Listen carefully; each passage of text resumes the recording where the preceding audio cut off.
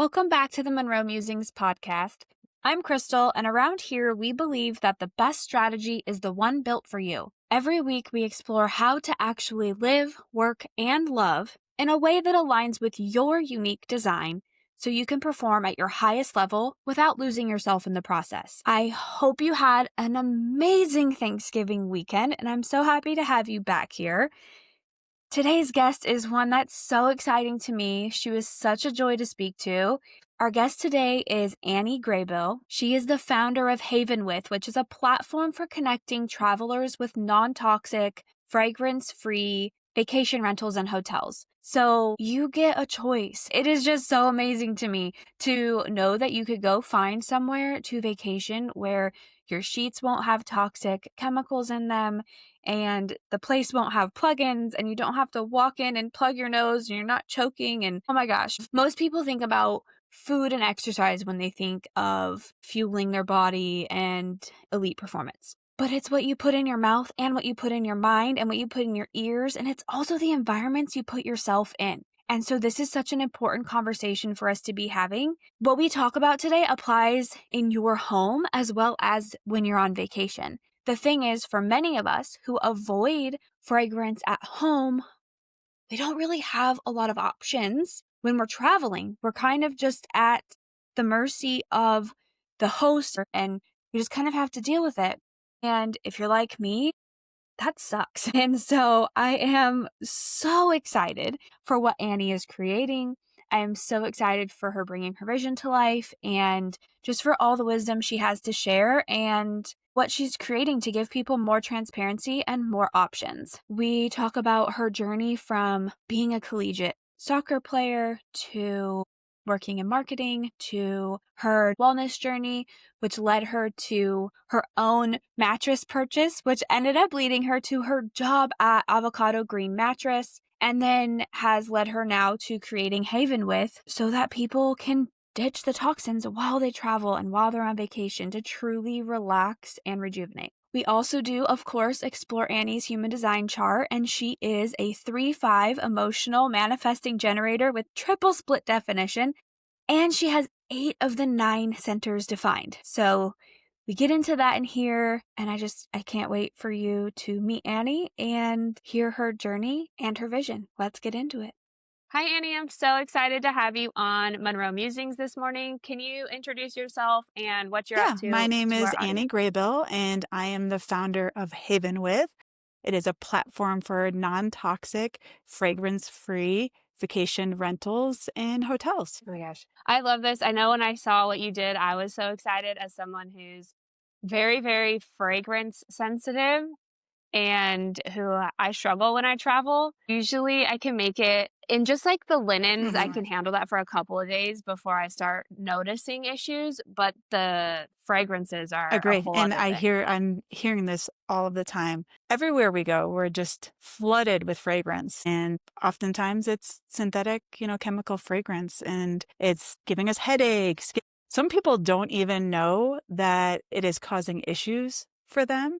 I was speaking with someone this morning, and he said every time he goes to a hotel, he gets a little bit sick. His nose starts to run, and he had never put 2 and 2 together to think that it might be something that they're using to wash the lawns or to clean the room with. Yeah, I've noticed that too. There's people who don't even believe it's possible that the fragrance could do anything to us. But then there's those of us who are like, something's off, or like I'll get an instant migraine if depending on what I don't know what specific chemicals, but certain fragrances are like an instant migraine, and other ones are, I just start feeling like fuzzy and I'm like, I can't do this. Yeah, Something's same. off here. And it increased for me after having my daughter. It's so interesting to think when I was younger, a new car smell. That's such a great smell. And now all I can smell is chemicals. Okay, yeah. And I do think too, the more we clean out the toxic stuff, the more we notice. And then obviously changes, I'm imagining, will affect that too. I lived in a water damaged, moldy place for a little while, and I feel like I'm more sensitive to more Yeah, things definitely. after that as well. How did you get into non-toxic living So I was an athlete growing up. I played soccer. I played soccer in college. So I always was mindful of what I ate. That was something that I always was aware of. And wasn't necessarily aware of this piece until, I was a little bit older. And it actually came from when my husband and I were looking for a new mattress. And I thought, what is in mattresses? Such a thing as an organic mattress. And that led me to Avocado Green Mattress. And 6 months later, I started working there, and I was there for just over 5 years. And so being part of that team and everything that we were building, that just pushed me further along this journey. Yeah, I saw that you worked there and I was like, oh, what came first? Like, did you get a job there and then you learned all the things, or so that's amazing. You searching for Yeah, a so I was mattress on a for little bit of a yourself? journey ahead of working there. But I think that even just pushed it further because we were often writing about other brands or collaborating with other brands. And you just become so much more aware when you're working at a wellness brand, right? And then of course, along the way, we had an IVF journey to have my daughter. So that was a whole nother layer of things. For sure. I think too, you talked about like being an athlete and talking about food. Often our like wellness thoughts start with inputs, but typically that's only food and beverage inputs, and then our movement. But, our environment typically just, even if you're going super deep, like the glue they use into the floors, depending on how much you're trying to clean it up, what paint you use, what your sheets, your linens are, your personal care products. It goes on and on and on. I'm sure you know all of this, like the rabbit hole of all the toxic things. So with HavenWith, what I was seeing on your website was no fragrance. Yes. And is that like in like shampoo, conditioner, like no personal care products that all have fragrance in the whole thing? Or is that more just you're not going to walk in and you're not going to have had Mhm. any air fresheners, no So plugins, no none of depends that? on the host. And the host, what Okay. I love is that the host shares up front what they're using in their home. So they share the exact brand of cleaning supplies that they're using, the exact brand of laundry detergent that they're using. And so when it's fragrance free, it's no plugins, no fragrance and cleaning, no fragrance and laundry. The things that I've currently left up to the host are hand soap, shampoo and conditioner, dish soap. Those things we aren't necessarily using every time we're at a place. I always travel with my own shampoo and conditioner. I think most people do. And the other thing on top of that is, what if someone before a guest left their shampoo and conditioner, and it's difficult, especially if the host isn't local. It's difficult for them to know ahead of time, oh, someone left a dish soap that's not approved and I didn't realize, and the cleaners didn't pay attention to it either and just left it there. So those things are a little bit harder to control. So it depends on the host. Some of the hosts, they're providing those things, and you will be able to see it says right there on their property that they have shampoo and conditioner, what shampoo and conditioner it is. And it just depends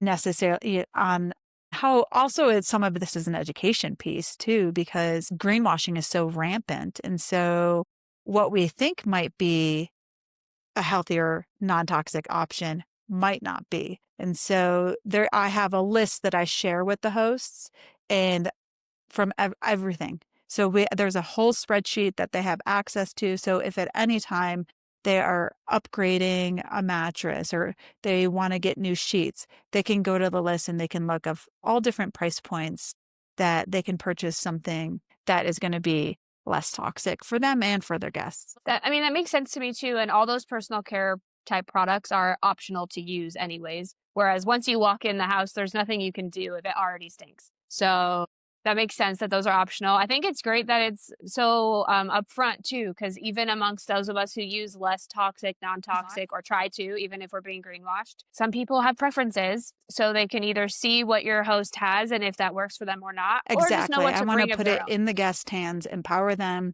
look and see what's being used, and then they can make the choice whether it's going to be the right place for them to stay or if it's not going to work for their family. I love that. I think having like empowered, informed choice and being able to avoid whatever personally you want to avoid. And if there's things you don't care about, then that's fine too.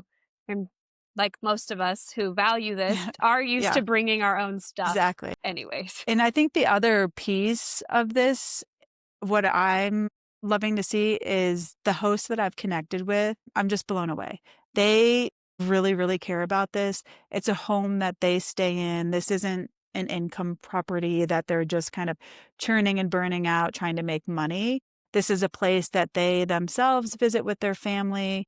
And so it's really something that's really important to them. And it's just been really amazing to connect with them. That's great. So it's like a vacation home or a second home, but they use it for themselves. It's not just like short-term rental properties. Or I'm assuming it could be, but that's just not been your It could be experience most so of the far. time, even if the hosts have been on their own journey. Maybe they had a mold illness or Lyme disease or something that they had to overcome themselves. And so that's why they just prefer to live that way. And that's why they've built their home to be that way. Yeah. I was like, this is amazing. I want to be able to go stay places and know I'm not going to, especially I like to road trip. I prefer to drive. And it's like, okay, if I'm going to do like a 10-hour or 12-hour day, I don't want when I want to just go like crawl in bed to be just starting a migraine or trying to like go clean up and hide stuff. Exactly. And Road trip, at least you can bring your air filter, you can bring your cookware. But it's not convenient to do that. And so when you're flying, obviously that's even more difficult to bring those things along. So it's nice to know ahead of time what the expectation. I know a lot of people, what they're doing right now is they're reaching out to hosts. They're messaging back and forth. What do you use? Can you do this instead? Sometimes hosts are then accommodating the guest by washing in a different detergent just for that one visit. I've even heard of guests shipping laundry detergent ahead of time to the host. And it's just such great lengths that we don't have the time for this. It's nice I spend so much time researching, zooming in on photos. And just to know that I have one central place that I can go and trust is huge. And then in there, the guest can filter what's important. So they can filter by organic mattress. They can filter if they want a place with a sauna. If maybe they're planning a longer stay and cookware is really important to them. So they can filter down to their needs. And obviously we are at early stages still now, but I know that more of these hosts exist or people that are interested in, hey, maybe I actually want to do this for myself. I want to switch over. One thing I would say is I think people get really scared sometimes or overwhelmed. Like, where do I start? And I always tell people, I am not perfect. Like it is a constant learning process. I am still learning from in this journey. I just was meeting with an EMF professional earlier this week. That is an area that I don't know a ton about. I'm still learning about. And so I think that's something I would try to get across for someone that doesn't know anything about this. It's also not crazy expensive to start. You can do things for free. I have found that a concentrate for cleaning supplies in the long run is much cheaper than traditional toxic cleaning supplies. So I think that's one key thing if hosts want to change over their property or even their own home, that I'm always an open book. I'm always connecting with people and trying to help them figure out what's going to work best for them and their family and make these small changes. It's small changes over time, in my opinion. yeah, and well, some of the first ones are like just ditch the plugins, like ditch the air fresheners. You don't even have to replace them. Just don't buy anymore. That's cheaper Yep. and easier. Open the windows, And then when you are right? choosing, Yeah. yeah, Yeah. yes. And then when you are choosing like the cleaning supplies and those things, like you said, there's concentrates and there's other options that end up being cheaper. But some of the first steps are Mhm. just Yep. get rid of Totally. fragrance. Yeah. And a lot And of people just clean with I vinegar and baking soda. You don't necessarily have to buy something.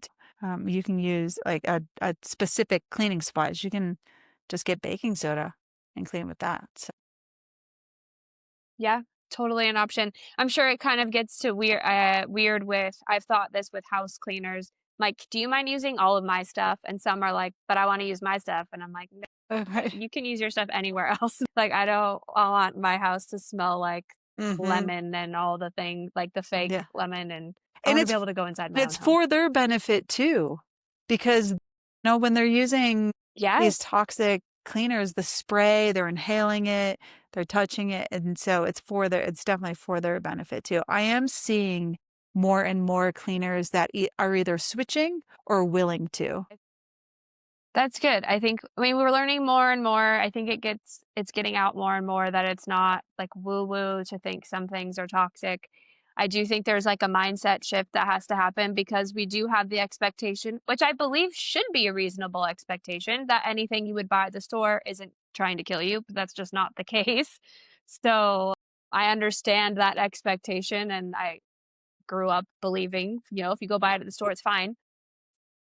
Just not the case. Okay, I want to dive into your chart a little bit. I heard a little bit of the things in here that I thought I might. So, your type, which we were just talking about, is a manifesting generator. And type talks about how you best use your energy.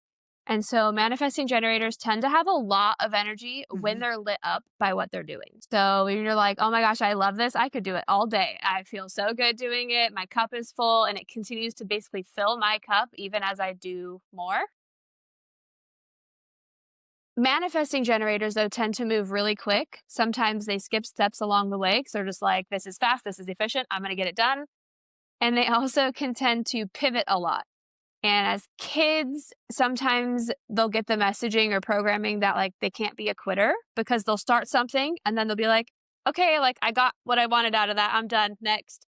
And adults are like, no, no, no, no quitting, no quitting. And it's like reframing that quitting as like you did that thing served its purpose for the time and you're like ready to move on to the next thing. And that can kind of just lead to this non-linear path for a lot of manifesting generators where like none of this would have made sense maybe, but it all kind of like culminated into this That's so moment. interesting. That is just me to a T. Yeah, it's so funny. I love. I even now being I'm still working full time as I build this and hearing people talk about burnout and I'm like, maybe I should think about that. But that's not me because I do love my full-time job and I love this. And Okay. so it's so interesting because it's in the back of my head thinking, okay, don't burn yourself out on this. I also think, but I love it. Yeah, but I Uh-huh. am keeping the weekends for my family and I, getting outside, doing the things that we love. So that's the one thing that I'm been trying to keep consistent for sure. Yeah. That's good. I mean, some of the things that like will pull people off track in this position is like you have all this big energy and you're like lit up and people sense that you're so capable of getting stuff done. So they ask you to do stuff and you get shut on. And I think that's when people start to really lose that energy and they get burnt out is when they're like, okay, yeah, I should do that. Okay, yeah, I should do that. I don't really want to. That's not what lights me up, but I have the energy and the capacity and I'm capable, so I'll do it. And then they start doing so many shoulds that then they're so depleted and burnt out. But it sounds like for you, you are spending your energy in the ways that light you up and are satisfying. So you're not Not experiencing yet. that burnout. At least I do take on too much sometimes though, like you're saying. Yeah. Because in my mind, oh yeah, that is something I want to do. And then you don't necessarily think about the bandwidth that you have. I have gotten better about saying no though. I am someone that has gotten better about that.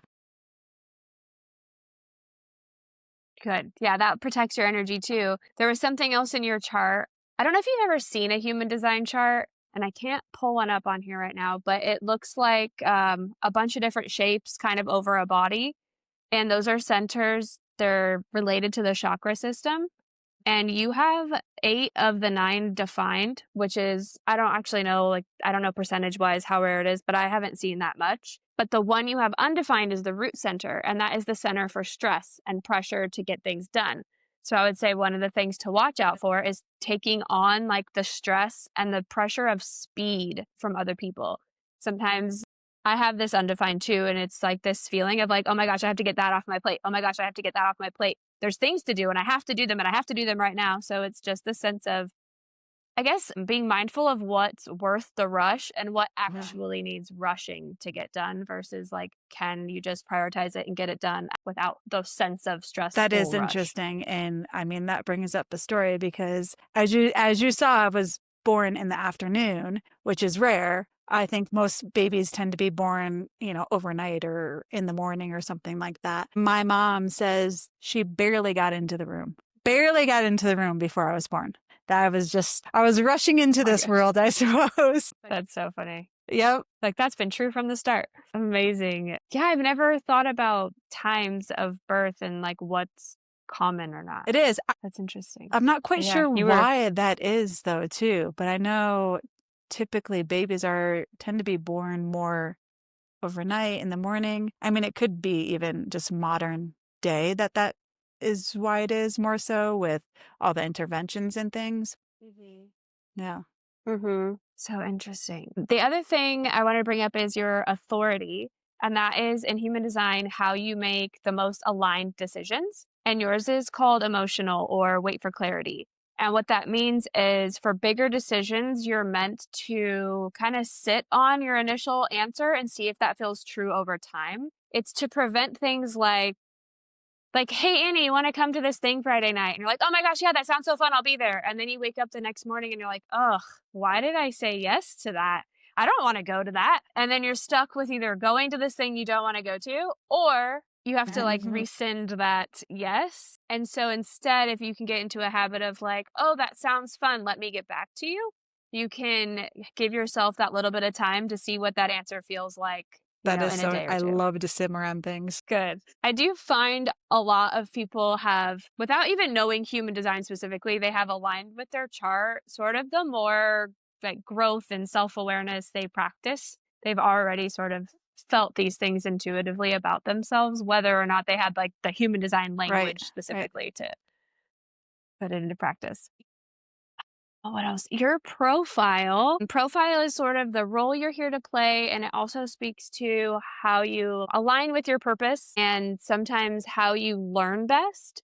Yours is a 3-5, and the 3 line is someone who likes to learn via trial and error. Like the person who someone says, "Oh, don't touch the stove, it's hot," but you have to touch the stove to find out it's hot because you needed to experience the learning for yourself. So they're like the kinesthetic learner, the like, I'm not going to learn through your lessons, I'm going to learn my own lessons. And then the 5 is someone who's like an innovative problem solver. They can be kind of weird. They kind of have this consultative superhero energy where people are like, "Oh, you could fix this. You could fix this. Can you solve this? Can you do that?" And your job is just to make sure you only solve the problems you feel like you're qualified or like meant to solve. Interesting. I do learn by doing. Someone can describe something to me that is just going over my head. I'm not absorbing any of it. I cannot learn in that way. Instructions, putting IKEA furniture together or something, those are thrown out the window. I do not even sometimes I look at those afterwards and I'm like, oh, that's how that was supposed to go. So that is definitely so fascinating. Oh my gosh. Yes. I don't have that one. I do whenever I talk to someone who has it, Yeah, it's same yeah. thing. They're like, "Oh yeah, no. I just have to Yep, do it." yep. And so then that one's about also making failure acceptable and almost even a goal because you're meant to have this like trial and error learning experience and being okay with quote unquote failure, being okay with like learning lessons that way. Because I think a lot of times people try to prevent the failing part so they don't even do the real trying part because they don't want to have the failure on the other side. That is a bit tricky for me because I do tend to be a little bit of a perfectionist at times, or I'm not completely a control freak, but those perfectionist tendencies do kind of, in where I need to remind myself, okay, let go, let go. Sometimes I think that's a little bit, I'm the second born daughter. And so sometimes I think that's a little bit comparison to my older sister and not necessarily my parents doing it, but even outside, we both played soccer. So then there's the comparison always. People even mistook us for twins when we were younger just because she's shorter. I have blonde hair. I am the only blonde in my entire Italian family. We do not look alike. But yeah, people still thought we were potentially twins when we were real little. Yeah, that comparison, I think sometimes maybe is why I have this little bit of perfectionism. Yeah, maybe. And I mean, I feel like most of us want to do well and we don't want people to see us fail. And it's just sort of a permission slip to be like, oh, you learn best through trial and error. And where can you allow that um, stretch? I feel like in sports psychology, one of the ways I would frame it is like, are you playing to not lose or are you playing to win? And the energy that you show up with when you're playing to not lose is a lot different than the energy you show up with if you're just Right. going full on going for the win. And so I think of that with the trial and error. Like, are you just trying to like maybe not Right. fail but figure it out, or are you just gonna like send it But and I like then see that. if it That's a works? really good, yeah, that's good to think about. I'm gonna remember that for sure. Yeah. What else? Your definition, which is how you work with others and how you process information, is triple split, which is rare. And triple split means every time there's a split, it takes a little bit longer for us to process stuff. So, somebody with a single definition, they just like process super quick. They also want to kind of work on their own in their own mode. They don't like meetings. They don't particularly love collaboration, at least not long term. Like they want to go just do their thing. Somebody with split definition, which is like mine, I like collaboration. It takes me a beat longer to process things. I feel like after a conversation, sometimes I will not just rehash it out in my brain. I think a lot of us do that. Like, oh, I should have said this, I should have said that. But I'll have like a new learning of it maybe a day or two later. I'm like, oh, this makes way more sense now for some reason 2 days later. I also find that when I'm creatively stuck, I feel way better when I go be around other people's energy. So that for me is like working in a coffee shop. Even if I put my headphones on and I don't talk to anybody, it's having some sort of like everybody's different energies around. For triple split, which is yours, it often feels good, especially if you're in like a creative block or you feel kind of stuck, to move within different spaces and with different people throughout the day, or to be able to, in like an office setting, it would almost be like, oh, I can go work with this team and then I can kind of go work with this team and maybe I go off by myself. It's like this need to move in and out of different spaces and work with different people. And of course, I work at home alone. Yeah. I mean, So it's just I something to mean, keep. definitely have meetings and I am totally that person that it takes me time to kind of process. I am not an immediate, Mhm. yeah, like to think because I want to think about things from all different angles. And so I tend to later Yeah. something else comes to mind. Yeah, totally normal for you.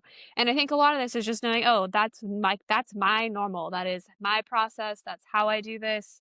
And it's knowing that if you ever do feel like creatively stuck, maybe you do go put yourself in a room with a different group of people, or whether that's going to like grab lunch or grab a drink or do something that just gets your body moving in a different set of energies. Amazing. Yeah, it's just, I don't know. Like, I feel very like I like to work when I'm doing something that's like a specific task. I like to just go get it done. I don't really want, like, I don't need collaboration on like do this thing. But when I'm trying to ideate or improve a process, or I'm like, oh, what about this? What about that? Like, I really want that banter almost to sort of Yeah, play off of I each love a other. good brainstorm for sure. Yeah. Even if there's I always Yeah. tell people, I'm like, I will throw out any dumb idea. Just like anything that comes to my head, I will throw it out there because you never know what that might spur someone else to think about. And so I love a good brainstorm. Yeah.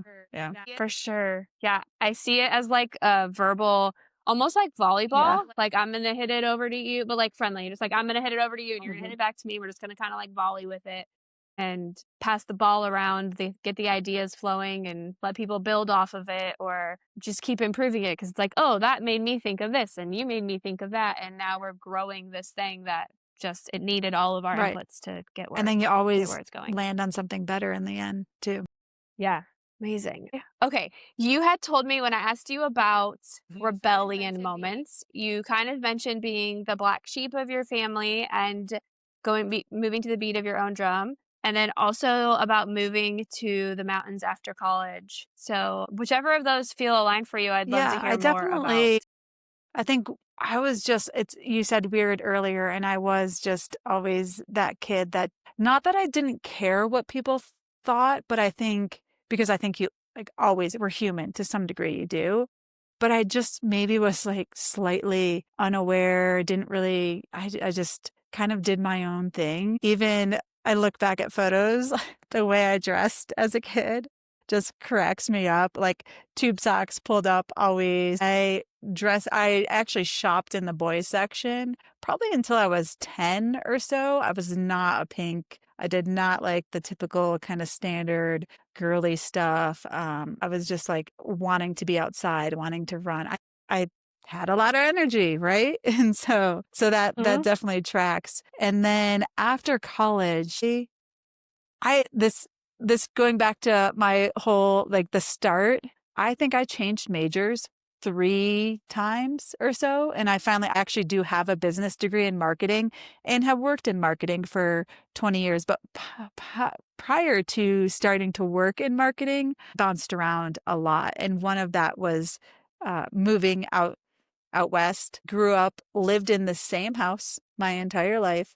And I actually wasn't that interested in moving. It was my cousin that said, "Hey, let's move to a ski town." And I had to simmer on that idea. It took me a few days, and I started to think, and I thought, well, what's the worst that happens? We move out there, we don't like it, and we come back. And so I finally, after a couple of days, I said to her, "Okay, all right, let's give it a try." And so I moved out and just absolutely fell in love with the mountains. Had never ever been to Colorado and moved there sight unseen, and took us, I think, 2 days to find an apartment, a couple days to find a job, which was actually in marketing, and lived here for a number of years, left, and then came back later in life and where I still live to this day. So, yeah. My gosh. I Just know. randomly I picked know. somewhere I you had know. never been. Yeah. What an I can adventure. remember driving down the highway and seeing the mountains for the first time and just being blown away. Absolutely blown. I didn't even ski. Like she wanted to move to ski town. I said, "We don't even ski." Like I had snowboarded a couple of times, did not ski at all. Learned to ski as an adult. And first I snowboarded, then I switched over to skiing. And I mean, truthfully, I don't love winter. We still live here. We have winter 8 months of the year. We live at high elevation, but the community here and the people, it's just such an amazing place. And the access to outdoors. We love to mountain bike. We love to get outside, but it is so funny to think that originally just moved here on a complete whim. My gosh. Yeah. I live where there are mountains and I don't even think of it, but I've had friends come visit from other states and they're like, "Oh my God, the mountains." And I'm like, "I don't understand." But I'm just hearing what you're saying where you're like, "Wow, the mountains," because Yeah. when you don't live near them or if you haven't seen them before, it's like this whole new world. Yeah, it's really cool. I feel that way when I go, like, to the South or the, like, Northeast where it's, like, super dense greenery because 'cause I'm in the desert, and I feel like, "Oh my gosh, there's so much green," and I start freaking out, and everyone there is like, "What do you mean? It's just the trees." And I'm like, "But they're so pretty and they're green." I get that because I grew up in What a Michigan originally. And so when I go back, I always think, has it always been this green? It's so green. I do the same exact thing. It's just when you live in more of a brown desert, like we're kind of somewhat high desert to some degree, it is interesting that you don't realize, wow, it's really green. Yeah. You just Hmm. get used to whatever your, I guess, terrain is. Alright, let's wrap it back up with HavenWith. How can people connect with you? How do they, I guess, both ends? If someone has a rental property that they would like to be listed in a non toxic way, how do they work with you? And then for people who want to find places to stay, Yeah, how does that definitely. work So the on both website ends? is live, havenwith.com. So you can go there, check it out, and sign up. If you're a host, there's a whole process there as well. Just click on apply to be a host. You can fill that in. If you have any questions, you can email me hello@havenwith.com. And then on Instagram, it's havenwithstay. Amazing. Okay. I will have all the links in the show notes as well. Is there anything I didn't ask you that you wish I had? Think so. This has been really cool. I love this stuff. It's so fascinating to find out about things. And of course, I've kind of moved through life starting to think about these things. But then you brought some new things today that I didn't know about myself or I didn't think about that I think are just so interesting and so good to know because you stop beating yourself up almost about things. And so, or you realize how is best to work with people too, or how you can kind of operate in a team, how you can be a leader. I think it's just so beneficial. Totally. I think it's helpful in like our relationships, our work life, just for self-knowledge. And like you said, to not beat ourselves up for the ways that we are unique and just like you have permission to do things in the way that works best for us because that brings our gifts to the world in a I guess in a better way so more people can experience them. And for you, for me, I'm like, I'm excited for you to bring your gifts to the world because that means people like me can travel in non-toxic Yes, places. I'm so excited. I'm very excited for what's to come, for sure. We're still in the early stages growing, but I definitely see that we're starting to gain some traction. I really have a lot of hope for the future for it. Me too. I think it's a great idea, and I am sure it's going to continue Thank to you. take off. Yeah. Thank you for being here today. I'm so glad we got to connect. Thanks for tuning into Monroe Musings. I hope this conversation gave you permission to trust yourself a little more, to choose your nature rather than culture. If you haven't already, I would so appreciate you to subscribe to the show. And if you would like to explore your own human design chart or learn more about working together, please go to my website. And remember, going against the grain isn't just rebellion, it's coming home.